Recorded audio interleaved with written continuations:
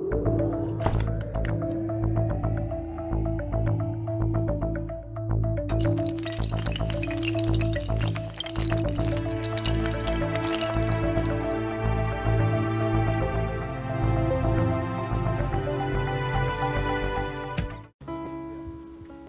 a Deus. Boa noite, igreja. Para mim é uma honra estar aqui nessa noite, principalmente num dia de Páscoa. É um grande desafio e faço isso com grande temor do Senhor. Como o pastor falou, nós temos servido a Jesus desde a infância e temos visto grandes obras dele. E as obras dele não podem parar, em nome de Jesus. Amém? Como Deus alcançou as nossas vidas, eu tenho certeza que Ele vai fazer uma grande obra na sua vida. E o pastor abriu dizendo esse culto, né, que Deus não se esquece de nós. E muito das coisas que eu vou falar nessa noite está relacionado a isso. Deus não é o Deus para que minta, nem homem. Deus não é o Deus que mente, nem homem para que se arrependa. Amém? O tema dessa noite é Páscoa, tempo de libertação e restauração. Amém? Para aqueles que gostam de anotar, esse é o tema desta mensagem. E Jesus, com a sua morte na cruz, cumpriu toda a lei. Ele não deixou nada para trás. Quando ele veio nessa terra, ele cumpriu tudo aquilo que estava escrito no Velho Testamento. Jesus, Ele é o nosso Cordeiro Pascual. Ele nos salvou, Ele nos libertou e Ele nos deu vida abundante. Amém? Quantos acreditam? Amém?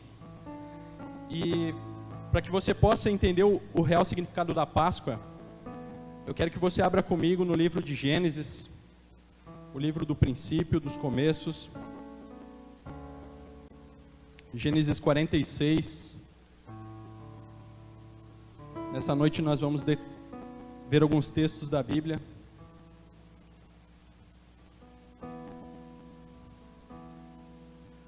Gênesis 46.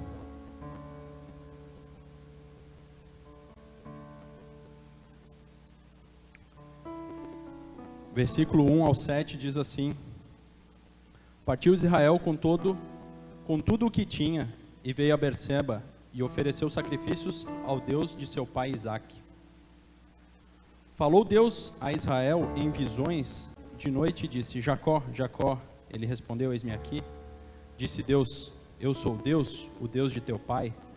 Não temas em descer ao Egito, pois eu te farei ali uma grande nação. Eu descerei contigo ao Egito e certamente te farei tornar a subir. E José porá a mão sobre os teus olhos. Então se levantou Jacó de Berseba, e os filhos de Israel levaram a seu pai Jacó, os seus meninos e as suas mulheres, nos carros que Faraó enviara para os levar. Tomaram o seu gado e os seus bens, que tinham adquirido na terra de Canaã, e vieram para o Egito. Jacó e toda a sua descendência com ele. Os seus filhos e os filhos de seus filhos com ele. E suas filhas e as filhas de seus filhos e toda a sua descendência levou-os consigo para o Egito. Como nós sabemos, José havia sido vendido para o Egito, e lá o faraó teve um sonho de 7 anos de abundância, de 7 anos de muita fome, e nesse período a fome estava assolando a terra. E já não havia mantimento na terra de Canaã. Então a família de José, como nós sabemos, foram até o Egito, e José se deu a ser conhecido pelo seu pai. E toda a sua família veio morar na terra do Egito. E nesse período, o povo hebreu, o povo de Israel, ficou na terra de Gósen, que era uma terra onde os pastores de Faraó ficavam, e ali eles cresceram numerosos. A Bíblia diz que da casa de Israel foram para lá 70 pessoas, né? Mais as mulheres, enfim. E por lá eles permaneceram por 400 anos. E durante esse período, o povo de Israel, Gênesis 47, 27, diz assim: assim habitou Israel na terra do Egito, na terra de Gósen. Nela adquiriram e frutificaram e se multiplicaram muito. Lá eles começaram a construir sua vida, na terra do Egito. Uma terra que não era a terra deles. Eles estavam lá como peregrinos. Mas eles estavam no lugar onde Deus providenciou para que eles estivessem. Mas não era o plano de Deus que eles ficassem naquele lugar. E então, Êxodo, capítulo 1, acompanha lá comigo, versículo 6, a Bíblia diz assim: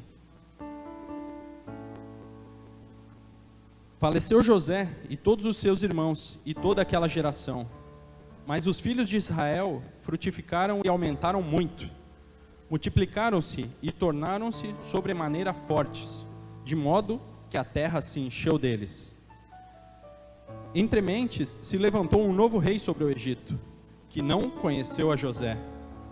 Disse ele ao seu povo: o povo de Israel é mais numeroso e mais forte que nós. Eia, usamos de astúcia para com eles, para que não se multiplique, e vindo a guerra, ele se ajunte com os nossos inimigos, peleje contra nós e saia da terra. Então puseram sobre eles feitores de obras para os afligirem com todas suas cargas. Assim, os israelitas edificaram para Faraó cidades celeiros de Pitom e Ramsés. Mas quanto mais os egípcios os afligiam, o povo de Israel tanto mais se multiplicava e se espalhava, de maneira que os egípcios se inquietavam por causa dos filhos de Israel, e os faziam servir com dureza.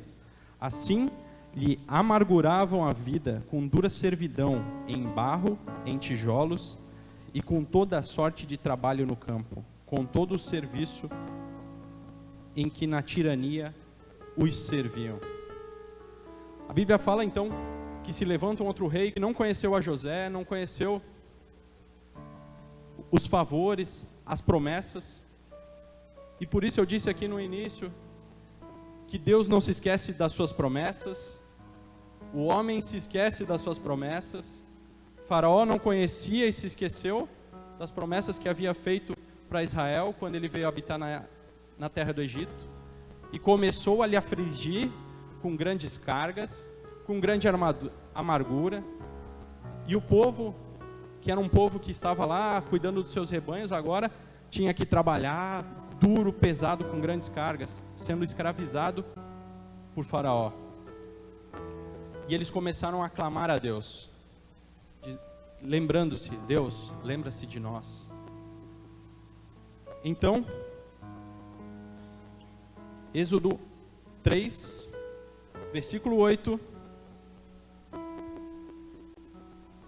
a palavra de Deus diz assim: por isso desci para livrá-los das mãos dos egípcios, e para fazê-los subir daquela terra, para uma terra boa e espaçosa, para uma terra que mana leite e mel, o lugar do cananeu, do eteu, do amorreu, do ferezeu, do heveu e do jebuseu. E agora o clamor dos filhos de Israel chegou a mim, e também tenho visto a opressão com que os egípcios os oprimem. Vem agora, e eu te enviarei a Faraó, para que tires do Egito o meu povo de Israel. Então Deus, na sua plenitude, levanta Moisés como um libertador para o seu povo. E então diz: chegou a hora de vocês saírem, eu vou adiante de vocês. Então Deus manda todas as pestes ao Egito, para que Deus mostrasse que Ele era Deus. Com mão forte, Ele resgatou aquele povo. Então, Moisés vai, fala ao povo, e as pragas começam a acontecer. Mas Faraó, endurecido no seu coração, não queria deixar aquele povo sair, não queria deixar aquele povo ir embora. Mas então é chegado o grande dia. Êxodo capítulo 12.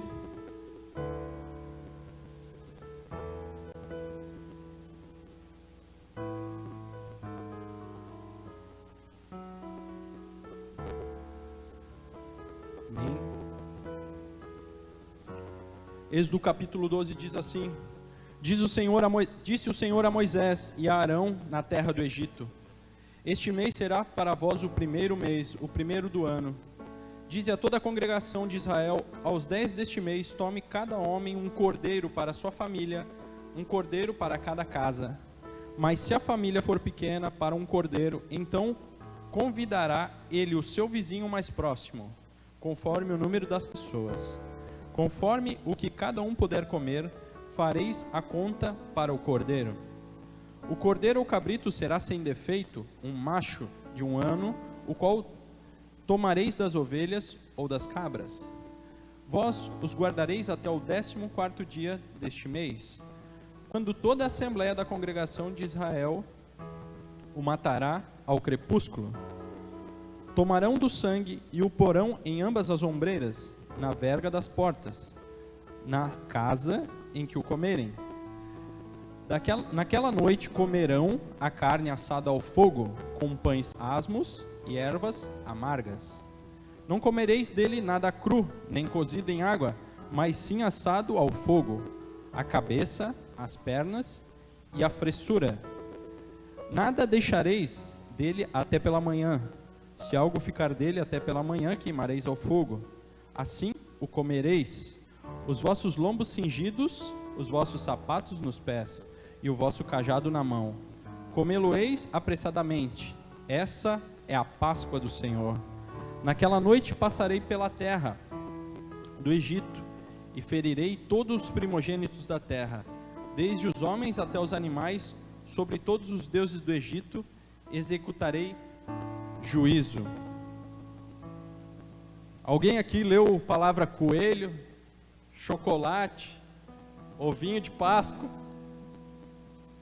Não, né? Confesso que eu procurei, mas eu não achei. Eu só encontrei cordeiro, pães asmos e ervas amargas. O diabo tem sido muito astuto durante esses anos, durante várias gerações, fazendo com que o povo de Deus se esqueça do real significado das suas coisas. No Natal, vemos um bom velhinho vestido de vermelho e barba branca, e esquecemos do maravilhoso dia que nasceu o nosso Salvador, Jesus Cristo, e se torna um comércio. Vemos também a Páscoa virada num grande comércio, onde as pessoas não sabem sequer o significado dela. Simplesmente um ovo, chocolate, a doçura, sendo que a Bíblia diz que eles deveriam comer ervas amargas. Vemos uma inversão de valores nos dias de hoje, pessoas trocando o santo pelo profano, deixando entrar em suas casas coisas que não agradam ao nosso Deus, coisas que são abominação a Ele. Mas eu quero te dizer nessa noite, Jesus é o Cordeiro de Deus que tira todo o pecado do mundo. Ele derramou seu sangue para nos salvar. João 1:29 está escrita essa palavra, quando João Batista vê Jesus e aponta: este é o Cordeiro de Deus. E a Bíblia diz nessa palavra que o Cordeiro devia ser comido por inteiro. Ele tinha que ser comido o corpo, a cabeça, a fressura, são as vísceras. No Evangelho nós não podemos escolher somente a picanha, somente o minhonzinho. Nós precisamos comer o cordeiro por inteiro. Temos lutas, temos desafios, mas temos a vida eterna. Mas tudo isso está incluso dentro de um pacote, dentro do Cordeiro de Deus. também tem os pansasmos, pães sem fermento. Este é o significado. O significado do fermento na Bíblia é o pecado. Isto fala de um estilo de vida que não devemos nos contaminar com o fermento desse mundo, com as coisas desse mundo. O fermento, ele faz o pão crescer e ele dá uma aparência muito bonita para o pão. Não sei se você já comprou aquele pão francês maravilhoso que você colocou a faca e só tinha vento dentro, não tinha nada dentro. Então, o fermento, ele é o pecado. E as ervas amargas são para que o povo se lembre das duras tribulações que eles passaram na época do Egito, na época de quando eles eram escravos. A Páscoa foi instituída como um memorial para que todo o povo de Israel se lembre, e até hoje, o povo de Israel, que mora em Israel, eles têm essas festas como memorial de quando Deus tirou o povo do Egito. E nós somos as portas que precisamos ser marcados com o sangue do Cordeiro. Onde havia sangue, havia vida. Nenhuma casa que havia que tinha aquele sangue foi assolada. Eu quero te dizer nessa noite, você é a porta, e por essa porta, se você deixar Jesus entrar, toda a sua casa será salva, toda a sua família, as pessoas que estão com você serão salvas, pelo sangue do Cordeiro que existe em você. Êxodo capítulo 12, versículo 30.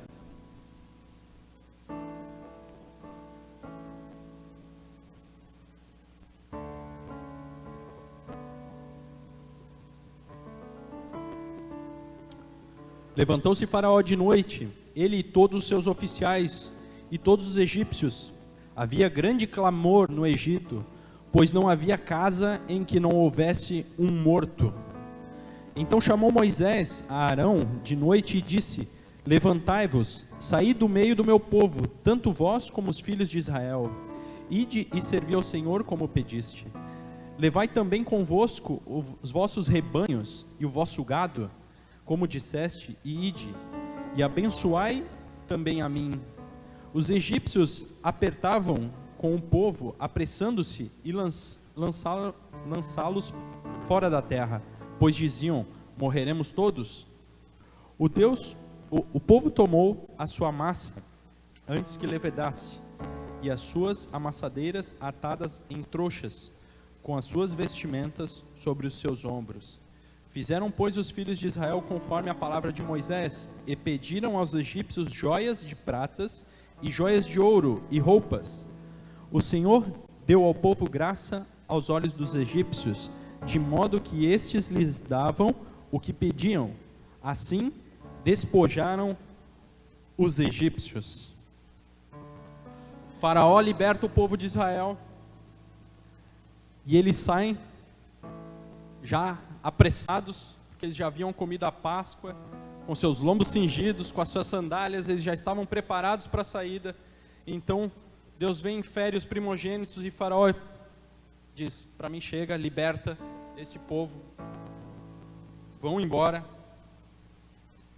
Mas Deus é um Deus de restituição, e todos os tesouros que eles pediam era dado. Ora, o Egito era o país mais rico, porque todo mundo que estava com fome, daquela geração, vendeu as suas terras, os seus filhos, e venderam a si mesmos como escravo. Então todo o ouro daquela época estava no Egito. E quando o povo sai, eles são restituídos e começam uma jornada de volta à sua terra. Tanto eram os despojos, eram as riquezas, que quando Moisés convoca o povo para dar as suas ofertas para o tabernáculo, chega um momento que ele diz: chega, não tragam mais, já é suficiente. Agora escravo não tem dinheiro, escravo não tem. Eles Essa é a grande diferença. Eles não eram escravos, eles estavam escravizados. Essa é uma diferença. O ser é uma condição perpétua, o estar é uma condição temporária. Eu sou filho da Dona Lúcia e isso não tem como mudar. Eu vou morrer e eu vou continuar sendo filho. Agora, existem situações que elas podem mudar. E eu quero dizer para ti nessa noite, se existem situações na tua vida que tem te feito escravo do pecado, escravo de situações, eu quero te dizer, você é livre em nome de Jesus, pelo sangue do Cordeiro. E se você está nessa situação, hoje é a Páscoa do Senhor para a sua vida. Deus vai mudar a sua vida, a sua história. Apresse-se a colocar as suas sandálias, a colocar a sua túnica e pegar o seu cajado. Cajado fala de autoridade. As suas sandálias e as suas vestes, o seu novo estilo de vida. Pois o sacrifício de Jesus na cruz não foi em vão. Ele foi o nosso Cordeiro, que foi morto ao crepúsculo, ao fim do dia. Derramou na cruz do Calvário o seu sangue, para pagar por nós o nosso pecado, as nossas dívidas. Jesus nos salvou, assim como salvou aqueles que passaram o sangue na sua porta. Nos libertou, assim como libertou o povo do Egito. Pagou as nossas dívidas, nos restituiu aquilo que o diabo roubou, aquilo que o inimigo roubou, e nos deu uma vida eterna. E agora somos peregrinos nessa terra, a caminho da nossa pátria, o céu. Como o povo de Israel caminhou por alguns anos durante a terra até que chegasse ao seu destino, caminharemos durante essa parte na terra. Certa vez eu vi em um livro que a nossa vida é como aquele pequeno traço no túmulo. Temos uma data de nascimento e temos uma data da nossa morte. E a vida que construímos nessa terra é aquele pequeno traço. E eu te pergunto nessa noite, o que você tem feito com ela?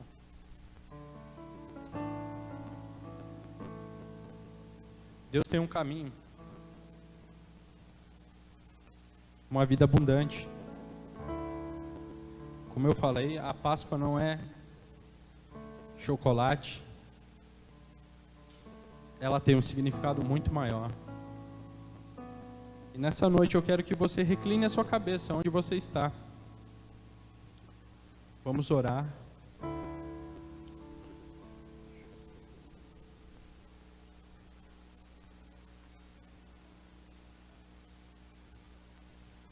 Eu não vou pedir para que você venha aqui na frente, porque essa palavra é para todos nós. Então, eu quero que você comece a pensar em como está a sua vida.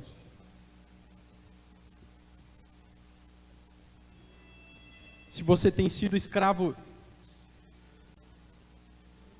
do pecado, de vícios, de brigas, enfim, tantas coisas que nos escravizam nos dias de hoje. A corrida pelo dinheiro, a corrida por uma vida melhor, por uma vida confortável. Deus sempre nos disse que Ele supriria todas as nossas necessidades.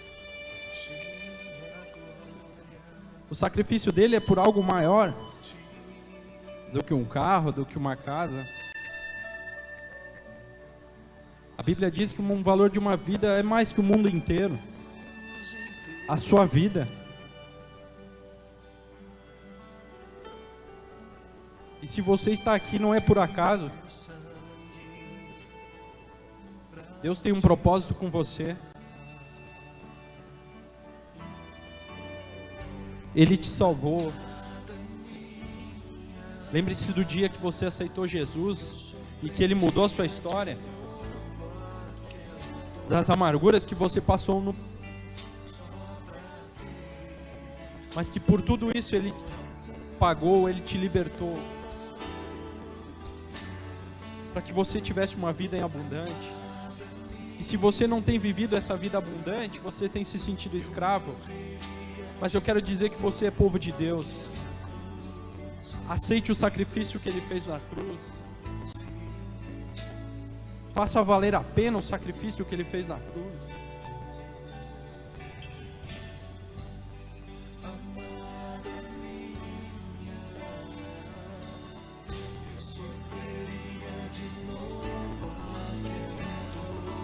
Oh, Espírito Santo, vem neste lugar, Senhor, e toca cada vida, Senhor, que neste momento está abrindo o seu coração, colocando diante de Ti, Senhor Jesus, as suas dores, os seus medos. Oh, Senhor Jesus, queremos sim celebrar a Tua Páscoa, a Tua libertação, Senhor Jesus, a Tua mudança de vida, Senhor. Derrama sobre o Teu povo o Teu sangue, Senhor. O Teu sangue que tira o pecado do mundo. Derrama nessa noite, Senhor Jesus, sobre esse pai, Senhor, o Seu amor. Sobre essa mãe, Senhor. Sobre toda a carne, Pai.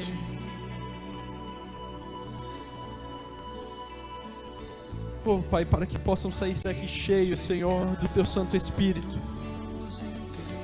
Visita cada um agora, Senhor.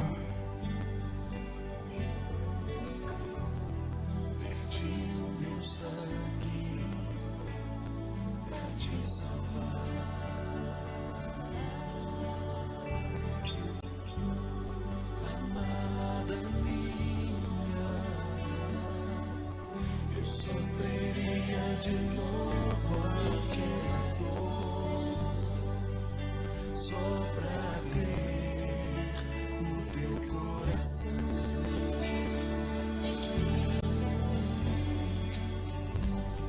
Amada minha, eu morreria de novo naquela cruz, se preciso fosse Teu amor.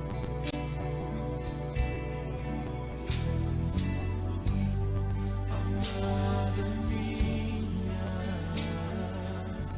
eu sofreria de novo aquela dor, só pra ter o Teu coração.